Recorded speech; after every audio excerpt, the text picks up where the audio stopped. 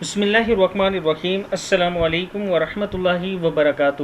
عابد راضی چینل کی طرف سے آج میں اپنے دوستوں کو 3 طرح کے بدقسمت لوگ بتاؤں گا جن کے بارے میں رسول اللہ صلی اللہ علیہ وسلم نے فرمایا کہ یہ بدقسمت لوگ ہیں۔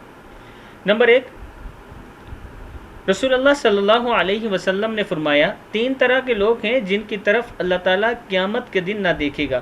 1، ماں باپ کا نافرمان۔ دوسری وہ عورت جو مردوں کی مشابہت اختیار کرے، یعنی مردوں جیسا لباس اور حلیہ اختیار کرے۔ تیسرا، بغیرت وہ جو اپنے اہل و عیال میں بے حیائی اور فحاشی کو پائے اور انہیں نہ روکے۔ اور 3 شخص ایسے ہیں جو جنت میں نہ جائیں گے۔ 1، ماں باپ کا نافرمان۔ دوسرا، عادی شرابی۔ اور تیسرا، احسان جتلانے والا، یعنی دے کر احسان جتلائے کسی پر۔ یہ 6 شخص ہیں جن کے لیے رسول اللہ صلی اللہ علیہ وسلم نے فرمایا 3 وہ جو بدقسمت ہیں اور 3 وہ جو جنت میں نہ جائیں گے۔